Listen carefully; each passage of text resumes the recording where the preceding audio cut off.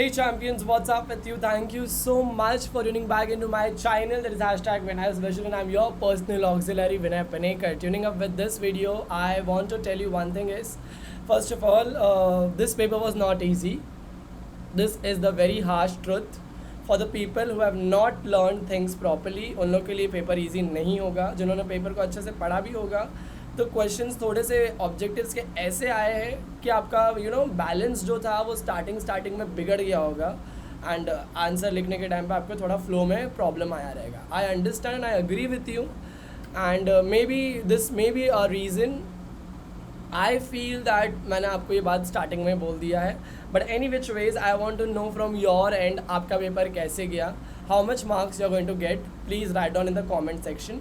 And जिन लोगों का पेपर नहीं अच्छा गया, थोड़ा सा स्टैंडर्ड गया या थोड़ा सा टफ गया है, I am there with you. My warm hugs to you because I can understand this paper was not that easy. I felt it will be a very easy paper, but as I told you feminist historiography, क्योंकि सावित्रीबाई फुले का birthday था, पोवाड़ा बाखर, ये सारे questions जो है आए. मैंने आपको बोला था इंडिया में AI कोर्स चल रहा है तो स्थल कोश के ऊपर पक्का क्वेश्चन आएगा, वो आया. मेजर ध्यानचंद का क्वेश्चन एक आ गया जो पिछले साल का ही था, वही सेम उन्होंने उठा के डाल दिए वापस से ये साल में. और सिविक्स का जो क्वेश्चन थे पॉलिटिकल साइंस के, वो काफ़ी ही ज़्यादा स्टैंडर्ड क्वेश्चंस थे, एकदम ही मतलब हाई लेवल क्वेश्चंस थे. अगर आपका पेपर अच्छा गया है, क्लैप्स फॉर यू. एंड अगर आपका पेपर थोड़ा टफ गया है, I am there with you, I am there to support you, do not worry. Geography हमारे पास अभी भी बचा है, इसलिए मैं आपको हमेशा ये एक ही बात बोलता हूँ, कभी भी कोई चीज़ को ग्रांटेड मत लो. अगर आपके पास टाइम है 110% यूटिलाइज़ करो, क्योंकि एट दी एंड आपको अपने साथ रहना है, आपको अपने बारे में सोचना है और आपको अपना अच्छा सोचना है. अंडरस्टूड. तो आप जो है अगर अपने अंदर ही घुट जाओगे तो वो नहीं चलेगा, और स्पेशली मेरे साथ में जब आप हो तो मैं आपको बिल्कुल भी वो जोन में जाने दूंगा ही नहीं. तो डू नॉट वरी. ज्योग्राफी का पेपर का क्या इंपॉर्टेंस है, कैसे करना है, क्या करना है, चैनल पे सब कुछ डाल दूंगा मैं. ऑलरेडी चैनल पे पिछले साल का बहुत मटेरियल पड़ा हुआ है, आप प्लीज़ वहाँ से रिवाइज करना. चलिए देखते हैं आंसर क्या है. The earliest museum in the world was discovered at the city of Ur. First chief minister of Maharashtra Yashwantrao Chavan. The Sanskrit help text of Hitopadesh was translated into German by Frederick Max Muller. Then Ekach Pyala Anna Saheb Kirloskar. Rene Descartes reason in history यहाँ पे wrong हो गया है. Prabhakar Acharya PK Atre. All right. Libraries in India and cities. तो कोलकाता में है national library, Delhi में है नेहरू म्यूजियम लाइब्रेरी, हैदराबाद में है स्टेट सेंट्रल लाइब्रेरी, मुंबई में है एशियाटिक सोसाइटी लाइब्रेरी. और मैंने क्योंकि आपको बोला था कि महाराष्ट्र में अभी इलेक्शंस हुए हैं और BJP गवर्नमेंट आया है और ये गवर्नमेंट कम्प्लीटली राइटिस्ट है, राइट साइड में ज़्यादा है, तो मैंने आपको बोला था कि हिस्ट्री में क्वेश्चन यही सारे एक्सपेक्ट करना कि मेडिवल से कुछ ज़्यादा नहीं आएगा, पुराना ही क्वेश्चन ज़्यादा आएगा, पुराने ख्यालात के क्वेश्चन ज़्यादा आएंगे, क्योंकि गवर्नमेंट कम्प्लीटली राइट है. Am I clear.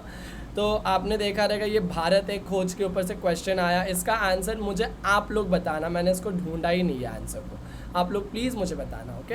Hill station कौन सा है महाराष्ट्र का? महाराष्ट्र में again the government is of the centre level, तो डेफिनेटली ये क्वेश्चन आना ज़रूरी था. Mahabaleshwar, Panchgani, Khandala and Lonavala. All right. Next यहाँ पर अप्लाइड हिस्ट्री क्वेश्चन आया है. स्थल कोश आया है, AI कोश से स्थल कोश बनता है. तो यहाँ पर देखते हैं अप्लाइड हिस्ट्री का आंसर क्या है. When one subject is applied to different field and conclusion are derived, it is known as application of that subject. When objective of history are applied to other subject, new in conclusion are obtained, that is applied history, which is known as public history. ये उस दिन मैंने importance देने के time पे आपको खास करके बोला था कि प्लीज़ स्टूडेंट्स ये वाला करके ही जाना, यहाँ से क्वेश्चन आने ही वाला है, क्योंकि हर लेवल पे we are turning complete 360 degree. हम लोग सारे जो नाम इंडियन नाम्स है ना, हम लोग सब उसको जो ब्रिटिश नाम है ना, हम लोग सब उसको चेंज कर रहे हैं और इंडियन नाम रख रहे हैं. हर जगहों पे चेंज आपको दिखेगा. त्रिवेणी संगम, ये सारी चीज़ जो हमारा चल रहा है, संभाजी महाराज, और ये सारी चीज़ जो है पूरे हमारे कल्चर को रिवाइव कर रही है. तो ये क्वेश्चन डेफिनेटली आना बनता था अप्लाइड हिस्ट्री का, कि हिस्ट्री किस तरीके से अप्लाई हो रही है हमारे इंडियन कॉन्टेक्स्ट में, और क्योंकि वह हो रही है तो उसको कैसे हम लोग पुराने टाइम का जिस्ट दे के आगे बढ़ा रहे हैं. तो I expected this question and see it popped up in the paper. Next over here. For some people it will be really teeth biting but nail biting paper, but at the same time I have felt that paper was really tough. How about you? Let me know this. Huh? Maratha style of painting. The Maratha style of painting began to develop in the later half of the 17th century. This style consists of colored paintings which are in form of murals and miniature used in manuscripts. Mural of Maratha style can be seen at the entrance of the old vadas, in drawing rooms, and on the ceiling of temples. The Maratha style was influenced by Rajput and European style of paintings. The Maratha style of painting helps us to understand various things about the time in which it was developed, such as lifestyle, attires, customs, etc. I hope it was in the same flow. Stalkosh. History takes place at some place or geographical location, so geography is also important to study history. Encyclopedias giving information about historical places are available. Chakradas Swami or Manubhav Spect visited many villages, and details of those villages were noted by Muni Vyas in Stanopathy and encyclopedic texts. Siddheshwar Sastri Chitrav wrote Prachin Bharatiya Stalkosh. It gave us information on various places mentioned in Vedic literature. Kautalya Arthashastra. ये वाला अगर आपने पूरा point लिखा स्थलकोश का, definitely आपको इसके marks मिलेंगे. Am I clear? Now let me tell you कि ये यहाँ जो क्वेश्चंस आए थे आपको गिव रीजंस वाले, इसमें से मैंने आपको बोला था पक्का ये बाखर करके जाना, बाखर आएगा ही आएगा. And it literally legit came, because Bakhar is again related to the rightist government ideology. Question आया. Alright. We have next question. Michael Foucault, called to be known as archaeology of knowledge. अगर आपने ये same answer लिखा है जो यहाँ पे point wise दिया हुआ है, according to Michael Foucault the prevailing method of arranging historical event in a chronological order was not right. He threw light on the fact that archaeology does not strive to reach the ultimate historical truth. It attempts to explain various transitions in the past. Foucault gave more importance of explaining the transitions in history. Hence, his method is known as archaeology of knowledge. बखार is important type of historical document. ये question का real meaning क्या है ना, आपको तब पता होगा जब आप यूपीएससी जैसे एग्जाम के नोट्स को पढ़ रहे हैं हिस्ट्री के. हर चीज़ इतनी जम्बल दी है ना आपके हिस्ट्री के टेक्स्ट बुक में, बट अगर आप वो वाली नोट्स देखोगे तो आपको मालूम पड़ेगा कि हर चीज़ कैसे एक दूसरे से लिंक्ड और कनेक्टेड है. ऑलराइट, तो ये क्वेश्चन का रियल मीनिंग क्या है अगर आपको आपके टीचर ने बताया रहेगा तो डेफिनेटली अच्छा रहेगा. बट बखार वाला question I told you it will come. Bakhar is going to come. Bakhar are important source of history like coins, inscription, text, copper plates and travelogues. Bakhar contain eulogies of heroes, historical events, stories of great men, description of battles, prevalent society, etc. Bakhars are of various types which contain biographies of king, dynastic description, administration of king, etc. These descriptions are helpful for writing historiography. Among well-known Marathi Bakhars are Sabasad Bakhar, written by Krishnaji Anand. Sabasad requires a special mention. Bhau Sahabansi Bakhar and Panipatacha Bakhar describe the battle of Panipat. Yes, battle of Panipat अगर आपको नहीं पता है तो मैं बता दूँ, ये तीसरा बैटल था, थर्ड बैटल ऑफ पानीपत, जिसमें मराठा और नादिर शाह दोनों के बीच में झगड़ा हुआ था, क्योंकि मराठा चाहते थे कि दिल्ली में भी उनका ही राज हो, और नादिर शाह ने आके इंडिया के अंदर 70 करोड़ रुपए चोरी किया था. 70 करोड़ के जेवर जायरात सब कुछ चोरी हुए थे. मुगल की गद्दी लेके चला गया था, कोहिनूर हीरा लेके चला गया था. 70 करोड़ रुपए प्लस 50 दिन उसने मुगल के राजा को गुलाम बना के एक काल कोठरी में बंद करके रखा था और चोरी कर रहा था बिंदास. ये थोड़ा एक्स्ट्रा नॉलेज मुझे पता था तो मेरे को लगा मैं आपके साथ शेयर कर लूँ. Expertise in history is important in the film industry. It is essential to have knowledge of history while making films on historical event or person. If the movie has a historical theme, then there are directors required to create backdrops designed to showcase that period.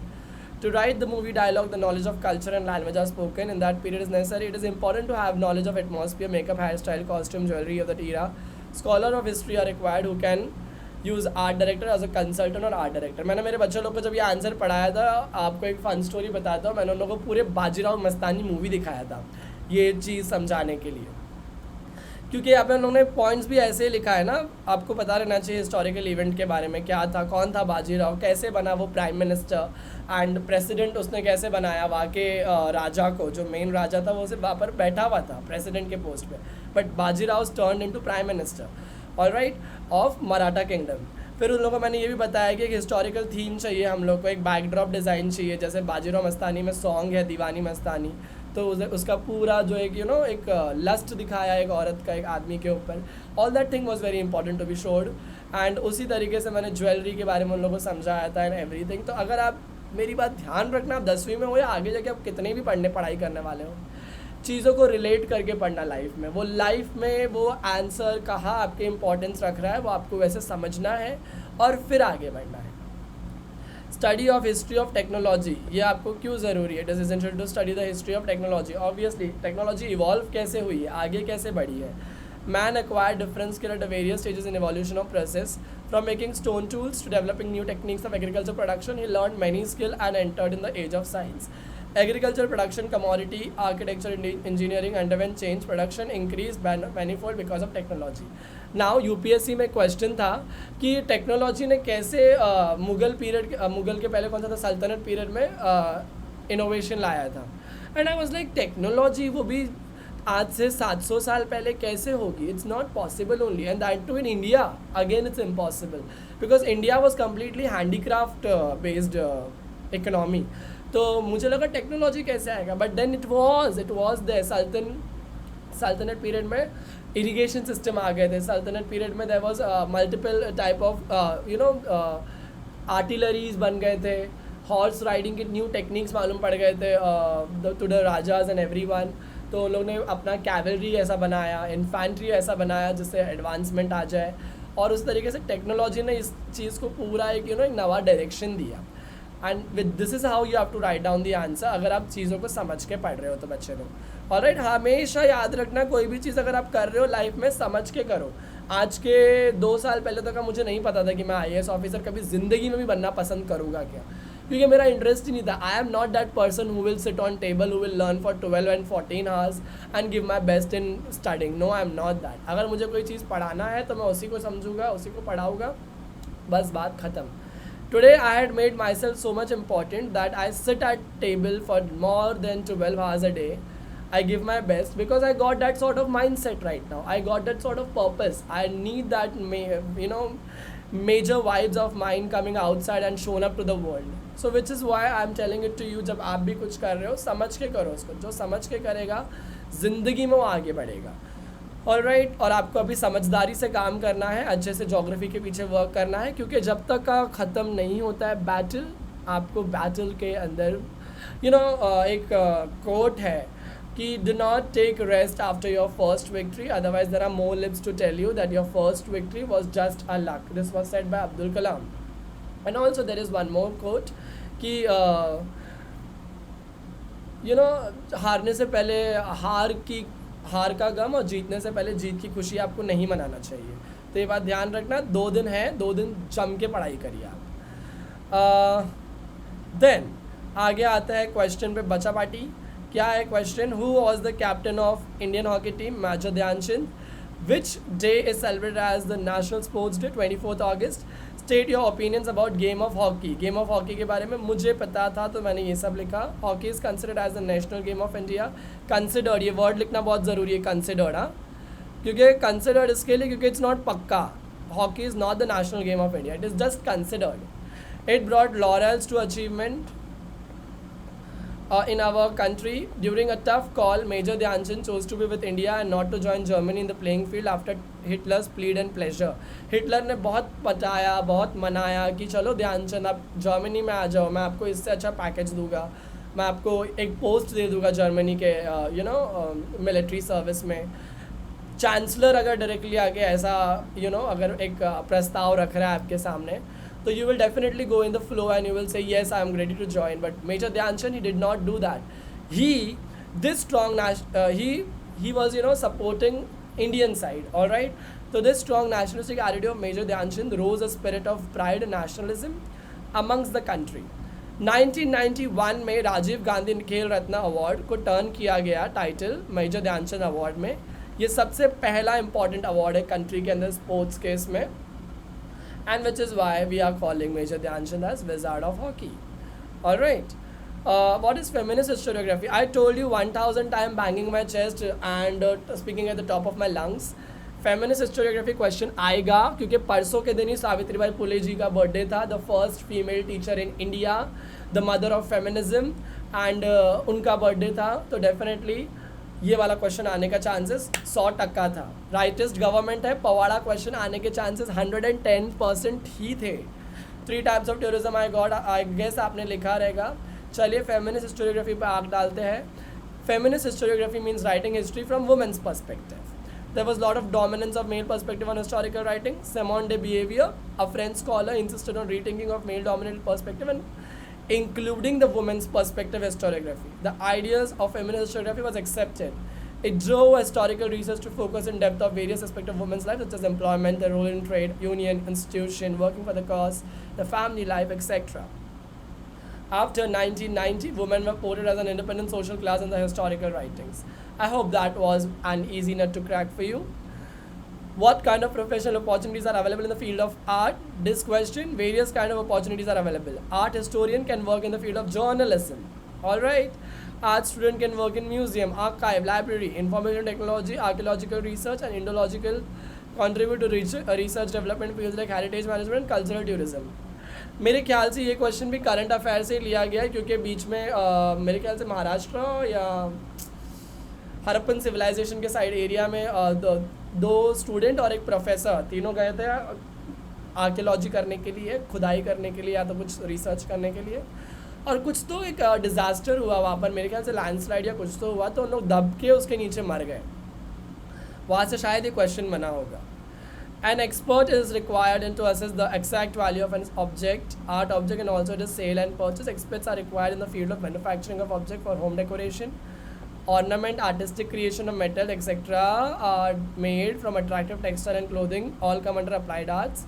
This field of experts in manufacturing and sales, hence many opportunities are available in the field of arts. What is Povada? Povada is a dramatic narration by alternating reciting poetry and prosaic extracts. Povada narrates a great deed of heroic man and woman in a very forceful and inspiring style. The Povada, composed by Ananya Das, a contemporary poet of Chhatrapati Shivaji Maharaj. Nyan Das, not Ananya Das, sorry, Nyan Das, was narrated, which narrated the incident of Afzal Khan's death and Battle of Simgad, composed by Tulsi Das, are very famous. In the British period, Povadas narrating the stories of Umaji Nayak, Chapika brothers, Mahatma Gandhi were composed. During the Samyukta Maharashtra movement, the Povadas were used as a medium of creating public awareness. I hope this was also a tough question or an easy question. Let me know. Historical tourism में आपने अगर tourism के बारे में लिखा होगा, based on history, marks, Geography tourism, international tourism. मैं ये वाला क्वेश्चन का आंसर इसलिए नहीं पढ़ रहा क्योंकि your answer and my answer could differ. आप रीजनल लिख सकते हो, आप इंटरनेशनल लिख सकते हो, sports, cultural, medical, economical, any many other tourisms, not economical tourism, I am sorry. Alright, next. In Maharashtra 50%. Political science में पहला दूसरा क्वेश्चन का आंसर है ग्रीन रेवोल्यूशन. ट्रू और फॉल्स में यहाँ पे ट्रू है. Under the special circumstances election commission hold election in particular constituency for second time. Yes, it happens. The statement is true. The election commission has the responsibility of resolving any dispute that may arise regarding election. Accordingly, to declare any candidates as disqualified or conduct re-election in a particular constituency is the responsibility of the election commission. It also conducts re-election in a particular constituency if the representative resign or due to his or her death, seats become vacant. Seats खाली हो गई है, definitely वहाँ पे election होगा ही होगा. By elections इसको बोलते हैं. By elections ही बोलते हैं ना इसको.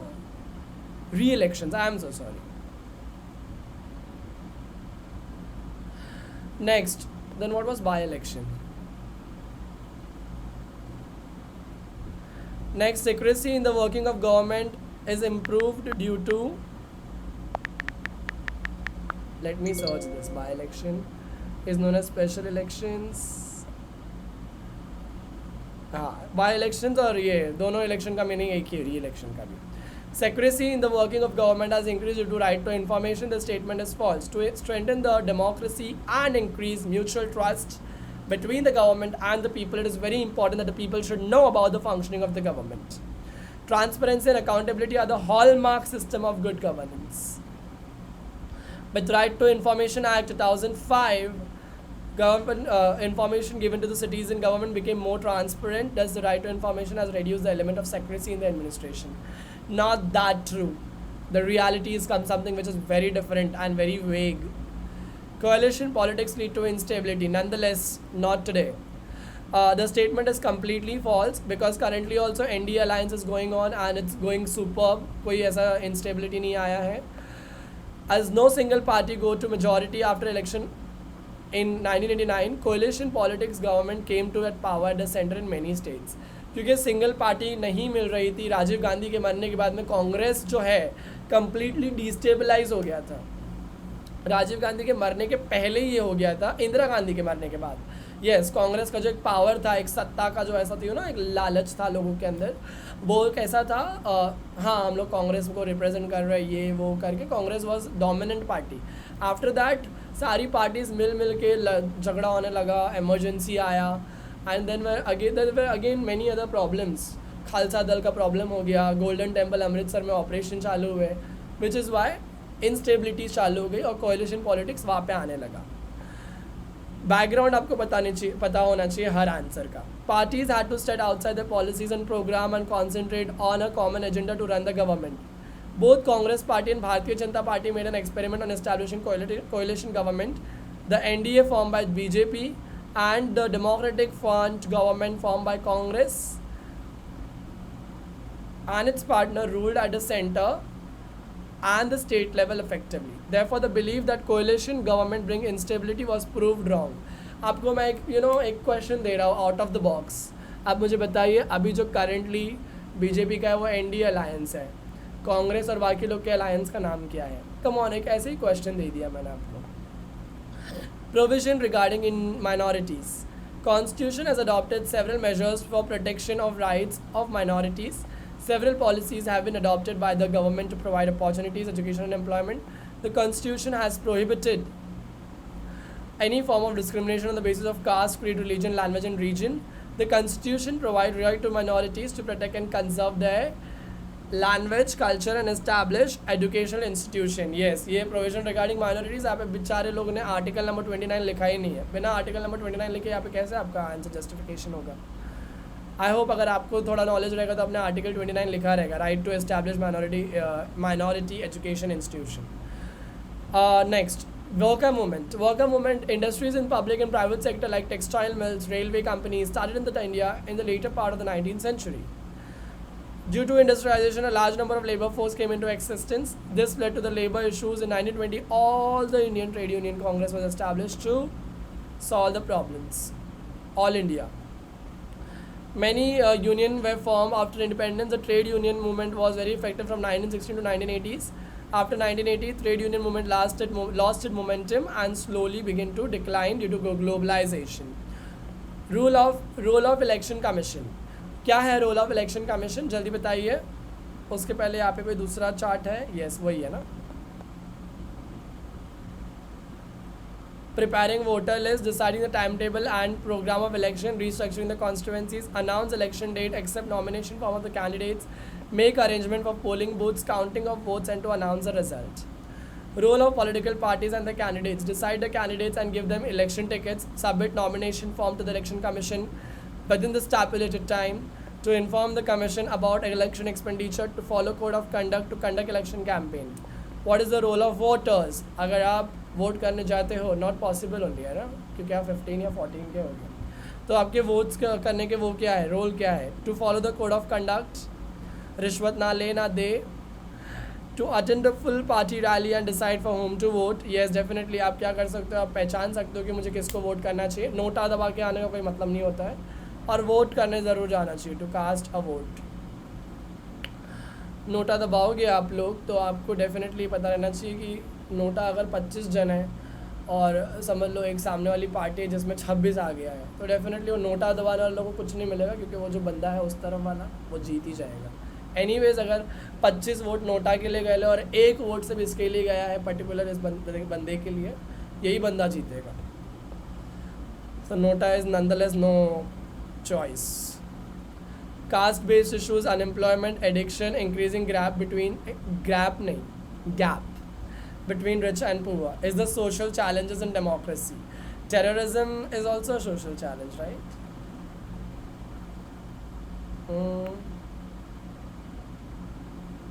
Poverty is also a social challenge.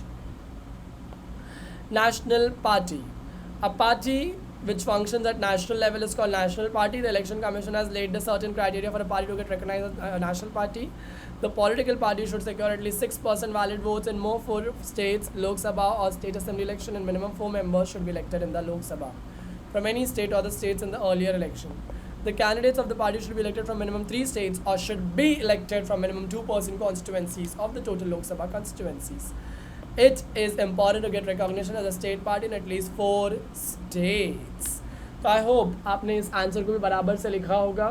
अगर आप स्मार्ट हो गए, एकदम एक्सीलेंटली सुपर और जीनियस हो गए, तो आपने यहाँ पर नेशनल पार्टी बीच में लिख के आजू बाजू में नेशनल पार्टीज़ बताए रहेंगे. जो हमारे कंट्री में 7 नेशनल पार्टीज़ हैं उन लोगों के बारे में लिखा होगा. आई गेस, आई होप आपने लिखा होगा. चलिए, which factors are required for the success of the democracy? The following factors are required for the success of the democracy in India. To democracy, the government of the majority, the opinion of minorities, religious, ethnic and linguistic should be included in the decision-making process. ये simple था. Stringent laws must be implemented to stop criminalization of politics. Efforts should be made not only at national level of the government but also at social and personal level. Decision about important public policies should be taken after the interaction with the people. Participation of the people should increase in the government undertakings. This was simple and easy. I hope I am clear with all the important questions. Paper easy नहीं गया आपका तो कोई बात नहीं, हमारे पास geography और है, एक है जिससे आपको बूस्ट मिल सकता है. जैसे आपको पता है ना, सोलार स्टॉर्म आता है और सैटेलाइट की स्पीड अपने आप बढ़ जाती है बिना इंजन यूज़ किए. तो वैसे ज्योग्राफी का पेपर ईजी आएगा आपका अगर आप मेरे दिए हुए इंपॉर्टेंस पढ़ोगे और अगर आप अपनी पूरी मेहनत करोगे. जो आपने साल भर पूरा जमा करके रखा है ना, इधर पे रिविजन करके उसको वापस से जगाइए. Because revision is the mother of all skills and I hope you will not disappoint your mother of study, that is revision. Until we meet for the very next time, all the best, keep learning, keep rocking and get that sorrow out of your way. Build a way of happiness. Bye bye until we meet. All the best.